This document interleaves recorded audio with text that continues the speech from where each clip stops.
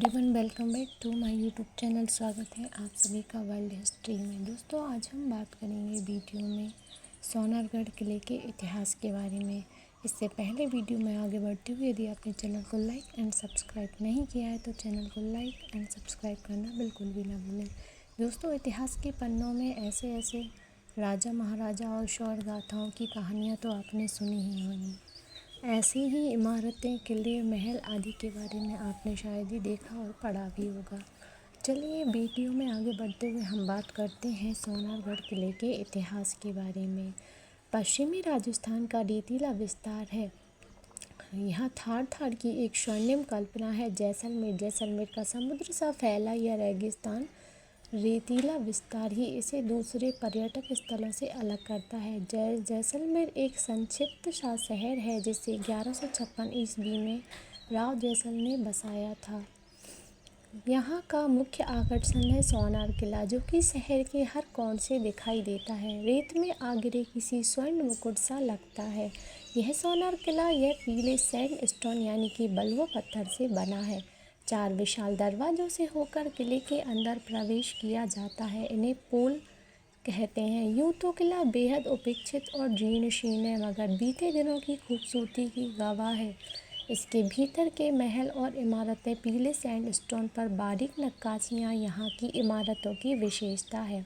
पत्थरों में नाना प्रकार के बेल बूटे, जालियाँ, कंगूरेदार खिड़कियाँ। गवाक्ष किले के अंदर कुछ खूबसूरत जैन मंदिर भी स्थित हैं।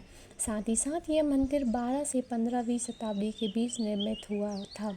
इन मंदिरों में उकेरी मूर्तियाँ पौराणिक गाथाएँ कहती हैं। कुछ खंडर हैं जो अपनी बिखरती भव्यता के साथ आकर्षित करते हैं। काश समय रहते इन जीर्णोद्धार हो गया होता तो कुछ और महल इस किले की शोभा बढ़ाते हुए आज हमें नज़र आते। किले के अंदर ही एक हिस्सा रिहायशी भी है, जहाँ कई परिवार रहते भी हैं। कुछ लोगों ने अपने पुराने पारंपरिक घरों को थोड़े फेरबदल के साथ गेस्ट हाउस में भी बदल रखा है। यहाँ रहकर पर्यटक किले के भव्य सौंदर्य को करीब से देख पर जान पाते हैं। साथ ही साथ किले के परकोटे से बाहर चारों ओर शहर बसा हुआ है। पतली सकली गलियाँ हमें 3-4 बेहद सुंदर स्थापत्य कला में बेजोड़ नक्काशियाँ से सुसज्जित हवेलियों तक ले जाती हैं। इस रेतीले शहर में एक झील भी है। गडीशा लेक। किले से बाहर अमर सागर गेट के पास एक सुंदर महल स्थित है। बादल विलास मंदिर यहाँ स्थापत्य कला का अनूठा उपहार है। जैसलमेर चाहे एक छोटा शहर सही, लेकिन अपने आसपास पर्यटकों की रुचि के लिए कई सुंदर स्थानों को सजे हुए है। साथ ही साथ लौदरवा जैसलमेर की पुरानी राजधानी और एक महत्वपूर्ण जैन धार्मिक स्थल है। इन जैन मंदिरों के समूह का एक तोरण द्वार है जो मूर्ति कला, स्थापत्य कला में अनोखा है। यह कल्पतरु का अष्टधातु का बना एक प्रतिरूप है। लौदरवा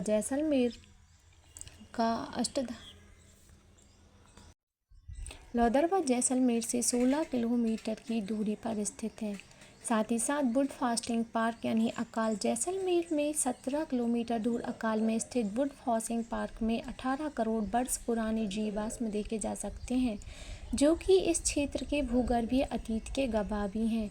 रेत के टीले हवा की दिशा के साथ अपनी जगह और दिशा बदलने से ये रेतीले टीले यानी सैंड ड्यून्स पूरी दुनिया के पर्यटकों के लिए आकर्षण का केंद्र है। यहाँ का सूर्यास्त बेहद मनमोहक और सुंदर दिखाई देता है, जो कि पर्यटकों के लिए काफ़ी आकर्षण का केंद्र होता है।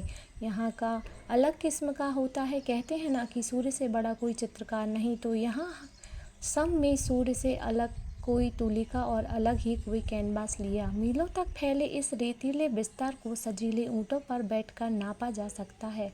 चांदनी रात में सब में ही यानी ढाणियों में छोटी छोटी झोंपड़ियों का समूह ठहर कर चांदनी रात कालबेलिया नृत्य, राजस्थानी लोकगीतों तथा राजस्थानी भोजन दाल बाटी चूरमा का आनंद लिया जा सकता है। सम की ढाणी नामक यह स्थान जैसलमेर से 42 किलोमीटर की दूरी पर स्थित है। कुलधरा जैसलमेर से तकरीबन 18 किलोमीटर की दूरी पर स्थित है। कुलधरा एक ऐसा गांव है जिसे रातों रात इसके निवासी छोड़कर चले गए थे। चूल्हे जलते हुए, चक्कियों में अधपिसा अनाज, रोटियां तवे पर छोड़कर ऐसा क्या हुआ जो लोग यूं ही अपना सब कुछ छोड़कर वहां से चले गए। दरवाजे तक खुले छोड़कर वहाँ से लोग चले गए थे। तब से ये खंडर पड़ा रहा। लोग इसे भूतिया गांव भी कहते हैं, मगर पुरातत्व विभाग की नज़र जब पड़ी तो इसका जीर्णोद्धार हुआ। कहते हैं पालीवाल समुदाय के इस इलाके में 84 गांव थे और ये उनमें से एक गांव था। समुद्र पालीवाल ब्राह्मणों ने कुलधरा गांव को बसाया था। पालीवालों का नाम दरअसल इसलिए पड़ा क्योंकि वो राजस्थान के पाली इलाके के रहने वाले थे। पालीवाल समुदाय के लोग ब्राह्मण हुआ करते थे, बहुत ही पश्चिमी थे। अपनी बुद्धिमत्ता, अपने कौशल के चलते इन्होंने समृद्धि हासिल की थी। कुलधरा की वास्तुकला बहुत अनूठी है। यहाँ दरवाज़ों पर ताला नहीं लगाया जाता था। गांव के तमाम घर गोखंडों और छत के छज्जों से आपस में जुड़े हुए थे। एक सिरे वाले घर से दूसरे सिरे तक अपनी बात आसानी से पहुंचाई जा सकती थी। घरों के भीतर पानी के कुंड, ताक और सीढ़ियां कमाल के हैं। कहते हैं इस कौन में घर बनाए गए कि हवाएं सीधे घर के भीतर होकर गुजरती थीं। कुलधरा के ये घर रेगिस्तान में भी ठंडे रहते थे। कहते हैं जैसलमेर की दीवान सालिम सिंह को कुलधरा की समृद्धि दिख रही थी। उसने कर वसूली के नाम पर लूट शुरू कर दी थी। पालीवालों का तर्क था कि चूंकि वे ब्राह्मण हैं इसलिए वो ये कर नहीं देंगे। कुलधरा के नागरिकों पर भारी अत्याचार किए गए। उनकी स्त्रियों के साथ मनमानी की बात आई तो स्वाभिमानी पालीवालों ने अपनी इस कुलधरा से जाने का फैसला कर लिया। रातों रात वो यहाँ से हमेशा हमेशा के लिए घर को यूं ही छोड़कर चले गए। सत्य कथ क्या है और होगा क्या, ये जानना मुश्किल है। कैसे पूरा का पूरा गांव एक ही रात में गायब हो गया। जलते चूल्हे